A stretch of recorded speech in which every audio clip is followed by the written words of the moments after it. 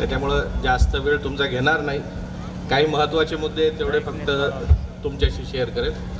आज आपला या ठिकाणी संस्थेचा 20वा वार्षिक स्नेहसंमेलन आणि या स्नेहसंमेलनासाठी आपण सर्वजण या ठिकाणी उपस्थित आहात. तुमचं सर्वप्रथम सर्वांचं या ठिकाणी मनपूर्वक स्वागत करतो.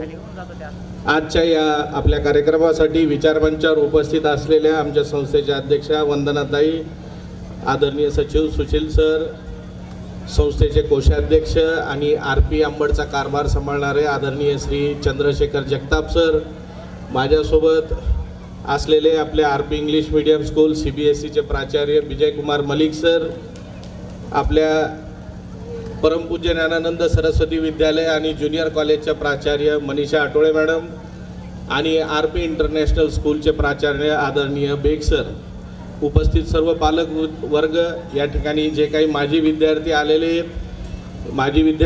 आहेत त्यांचंही या ठिकाणी मनपूर्वक स्वागत. आता जवळजवळ 20 वर्ष पूर्ण होत झाली. 21व्या वर्षामध्ये या संस्थेचं पदार्पण आहे. 2005ला पहिलीची बॅच सुरू केली. 2016ला ती मुलं 10वीमध्ये पोहोचली.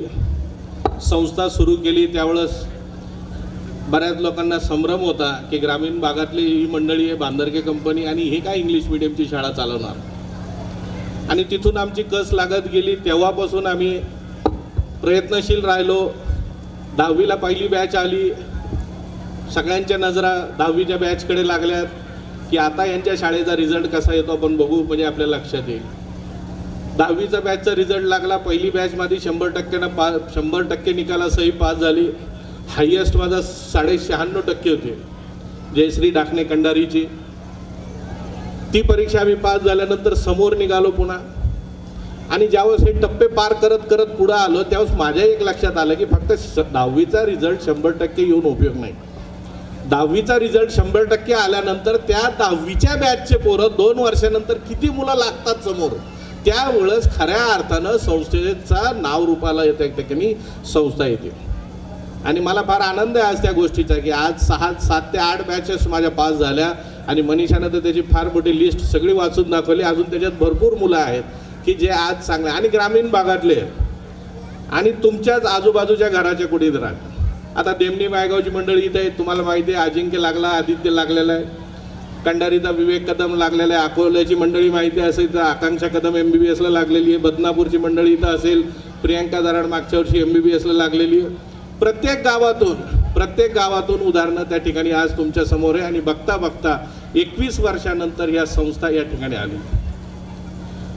वेळ बदलतो, काळ बदलतो. बदलत्या काळासोबत संस्थेलाही बदलणं त्या ठिकाणी गरजेचं असतं. आलेल्या आधुनिक पद्धतीचं स्वागत करावं लागतं. अभ्यासक्रमामध्ये जो बदल होतो त्याचा आत्मसात करावा लागतं. नवीन अभ्यास जो आलेला आहे तो शिक्षकांना, प्राचार्यांना तो समोर विद्यार्थ्यांसमोर घेऊन जावा लागतो. अकॅडमिक सोबत बाकीच्या गोष्टीसुद्धा शाळा चालवताना महत्त्वाच्या. शाळेची शिस्त असेल, शाळेची डिसिप्लिन असेल, ही सुद्धा मेंटेन व्हायला पाहिजे. आणि योग्य वेळी योग्य गिअर त्या ठिकाणी बदलता आला तर त्या संस्था त्या ठिकाणी चांगल्या पद्धतीनं चालतं.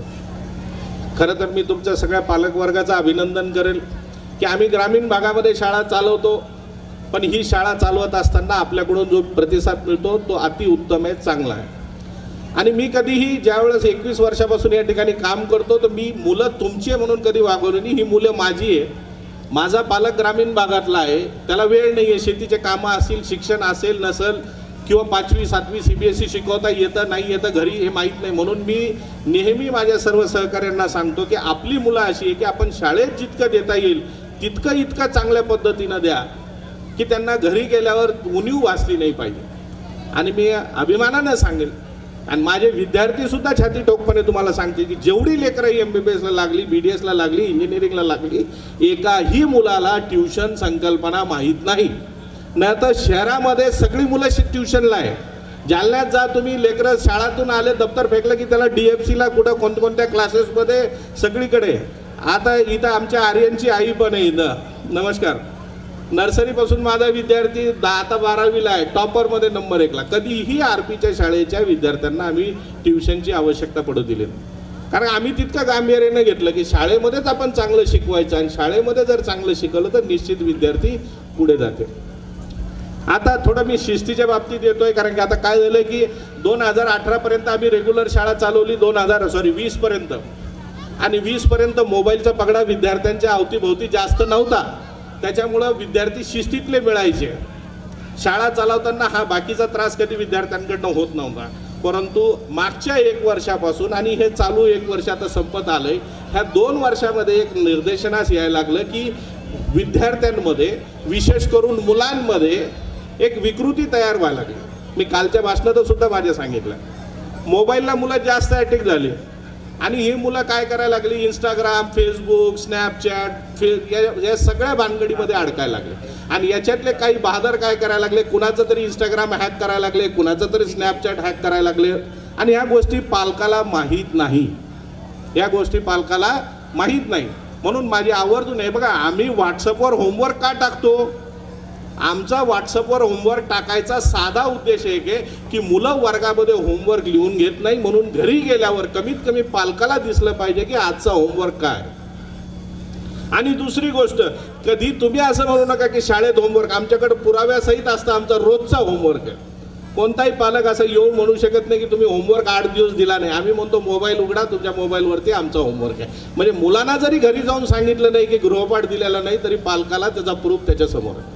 पण आमचं म्हणणं आहे की आम्ही व्हॉट्सअपवर होमवर्क देतो, ते किती मिनिटासाठी, 5 मिनिटासाठी त्यांना घरी घेतल्यावर बघायचं आणि त्यांना होमवर्क सुरू. आम्ही हा म्हणत नाही की तो मोबाईल त्याच्याकडे ठेवून टाका 5-6 तासासाठी, त्याची गरज नाही. अभ्यासातून जितकं पुस्तकातून व्यवस्थित अभ्यास होईल तो मोबाईलवर बी होणार नाही. म्हणून मोबाईलला इथून पुढं थोडं पालकांनी, मी आवर्जून सांगायला लागलो, 21व्या वर्षामध्ये ही गोष्ट सांगायला लागलो आता, जी मी 2 वर्षापासून विद्यार्थ्यांसमोर फेस करायला लागलो. आता हल्ली प्रकरणं काय, ह्या मुलानं इंस्टाग्रामवर याचे फोटो टाकले, त्या मुलानं इंस्टाग्रामवर त्याचे फोटो टाकले, आणि आम्ही त्यांच्या पालकांना सांगायला जाऊ तर ते म्हणतात माझं लेकरू लय धुतल्या तांदूळाचं आहे, ते काहीच करत नाही. आणि लेकरू काय आता आम्हाला कळतंय नाही. तर आम्ही आईवडिलांना सांगायला जातो, त्यांनी ती चूक सुधारावी. तुमचं लेकरू सुधारण्याकरता आम्ही ते सांगतोय. आमचा उद्देश तुमच्या मुलाला नाव ठेवायचा नाही आहे किंवा त्याला कमीपणा दाखवायचा नाही आहे, पण योग्य वेळी योग्य ट्रीटमेंट जर झाली तर उद्या तुमचा ताण कमी होईल. आमचं काय, आम्ही 2 वर्ष दम धरू, 10वीतून गेला की गेला बाहेर, तो तिकडं काय करतो नंतर आम्हाला काही आहे का. परंतु तुमचं नुकसान होऊ नये म्हणून ज्या वेळेस आमच्याकडून अशा काही विशेष सूचना येत असतील मोबाईलच्या बाबतीमध्ये, तर निश्चित त्याचं पालन तुम्ही सगळ्यांनी करायचं. आणि मी थोडं स्ट्रिक्टही केलं. आता मी 5-7 विद्यार्थी इथं आहेत, आता बघितलं त्यांनी, आम्ही 7 लोकांचे TC काढून टाकले शाळेतून. फार कांगावा चालू आहे त्यांचा, पण आम्ही काढून टाकला का, कारण आमची इच्छा आहे की एकाबरोबर 50 विद्यार्थी वर्गातले खराब व्हायला नको. कुठंतरी तुम्हाला घरी 2च लेकरं सांभाळायचे, आम्हाला 2000 विद्यार्थी शाळेत सांभाळायचे. बरं, 2000 विद्यार्थ्यांमध्ये RPची बाबतीत एक गोष्ट आवर्जून सांगेल की माझ्याकडं मुलींची संख्या जास्त आहे. आजही तुम्ही 10वीच्या बॅचमध्ये जा, माझ्या मुलांपेक्षा मुलींची संख्या जास्त आहे, आणि सगळ्या मुली आपल्या ग्रामीण भागातल्या आहेत. आणि म्हणून कुठंतरी या संस्थेमध्ये एक शिस्त राहिली पाहिजे. ही शिस्त टिकवण्यासाठी आम्हाला जे आवश्यक आहे ती पावलं आम्ही त्या ठिकाणी सध्या उचलवतात. तुमचा सगळ्यांचा प्रतिसाद त्याला चांगला मिळावा एवढीच एक अपेक्षा करतो. आणि येणाऱ्या काळामध्ये आम्ही अजून एक विचार त्या ठिकाणी करायला लागलो. मी कालही बोललो की एक प्रयोग आम्ही करतोय आता, की शालेय शिक्षणासोबत विद्यार्थ्यांना त्याच्या आवडीचं जे काही असेल, कुणाला JEE करायचं असेल, नीट करायचं असेल, स्पर्धा परीक्षा करायच्या असतील, तर त्याला शाळेच्या वेळेमध्येच कशा पद्धतीनं ह्या गोष्टी उपलब्ध करून देता येतील, जेणेकरून त्याला पुढे त्या ठिकाणी कोप करायला सोपं जाईल. तर त्याच्यासाठी आता मी एक विचारही करतो की शाळा शिफ्टमध्ये करायचा विचार करायला लागलो, की मोठ्या विद्यार्थ्यांची शाळा सकाळी ठेवायची, जेणेकरून त्या विद्यार्थ्यांना 12-12:30 नंतर फ्री झाल्यानंतर त्यांना ह्या इतर गोष्टींचा अभ्यास करता येईल. आणि हा अभ्यास त्यांनी शाळेमध्येच करायचा. आज आपल्याला प्रॉब्लेम काय होतं की एका शिफ्टमध्ये शक्य होत नाही, कारण की आता एखाद्याला मला वाटलं की ही मुलगी हुशार आहे, हा मुलगा हुशार आहे, याला थोडं आपण पिकअप करायला पाहिजे, आणि त्याला जर म्हटलं त्याला थांबवायचं 2 घंटे 2.5 घंटे, ते शक्य होत नाही, कारण की त्याला गावाला नंतर जायला गाडी राहत नाही, कारण की गाड्या 3:30ला निघून जातात, डबल नंतर कोण नेऊन सोडणार त्याला. आणि पालकालाही प्रश्न आहे की रोज 30 किलोमीटर यायचं, त्याला घेऊन जायचं 2-2, 3-3 दिवसामध्ये. तर ह्या मुलांचं लक्षात घेऊन, विशेष करून 8वी, 9वी आणि 10वीची जी मुलं आहेत, आणि तुम्हाला खरोखर सांगतो आपल्याकडं एवढे मुलं हुशार आहेत मुलींच्या बाबतीत तर मी एक नंबर सांगतो की मुली आता माझी 10वीची बॅच पासआउट झाली, जवळजवळ 100 किती मला वाटतं 65-63 मुलं काहीतरी पास झाले, त्याच्यामध्ये 70-80 मुली आहेत आणि सगळ्या मुली इतकं उत्तम करणार आहेत, माझ्यासमोर नावं आहे त्यांची सगळ्यांची की एकदा. आणि म्हणून मला वाटतं की आपल्यामध्ये जर टॅलेंट आहे तर ते टॅलेंट आपलं त्या ठिकाणी चांगलं व्हायला पाहिजे. आमच्या वतीनं सगळे प्रयत्न 9वी 8वी 9वी 10वीच्या विद्यार्थ्यांसाठी पुढच्या वर्षीपासून अजून जोमानं त्या ठिकाणी आम्ही करणार आहोत. यावर्षी तुम्ही बघा मी वेगवेगळ्या सेशन्सला सँड ऑफ असेल, कार्यक्रम असेल, IITNC लेक्चरर ठेवलेच, मोठमोठ्या डायरेक्टर्सला बोलवलं, RCCच्या डायरेक्टरला बोलवलं, आता 3Sचा डायरेक्टर येतोय, मोठमोठे जे नामांकित क्लासेस. हे का बोलवायला लागलो आम्ही की तुम्ही या आमच्या विद्यार्थ्यांमधलं टॅलेंट बघा आणि टॅलेंट बघून त्या विद्यार्थ्याला तुम्ही स्कॉलरशिप द्या. तुमच्या क्लासेसची फीस 3 लाख असेल, 2 लाख असेल, 1 लाख असेल. आमचा विद्यार्थी जर चांगला असेल, त्याला जर तुमच्या स्कॉलरशिपमध्ये पास झाला तर त्याला तुम्ही डिस्काउंट द्या. चांगला विद्यार्थी आहे, परिस्थिती नाजूक आहे, त्याला तुम्ही दत्तक घेऊन टाका. आणि मला सगळ्या लोकांनी शब्द दिला की सर तुम्ही जे जे विद्यार्थी आमचे पाठवताल तुमच्याकडनं, काही विद्यार्थ्यांचं तर मी त्या दिवशीच RCCचे डायरेक्टर आले होते, डॉक्टर राजू वनरावे, मी काही मुलींना लगेच त्यांच्या समोर प्रेझेंट केलं. म्हटलं सर या मुली एकदम शार्प आहे, ग्रामीण भागातल्या आहे, पण परिस्थिती तितकी नाही आहे की तुमची 2.5 लाख आणि 2 लाख फीस देऊ शकतील. ते म्हटले सर यांना पाठवा, आमच्याकडून जी मदत होईल. म्हटलं स्कॉलरशिप तुम्ही असं देऊ नका, मी म्हणतो म्हणून तुम्ही यांची परीक्षा घ्या, तुमच्या परीक्षेत उतरले तर तुम्ही न्याय त्यांना त्या ठिकाणी द्या.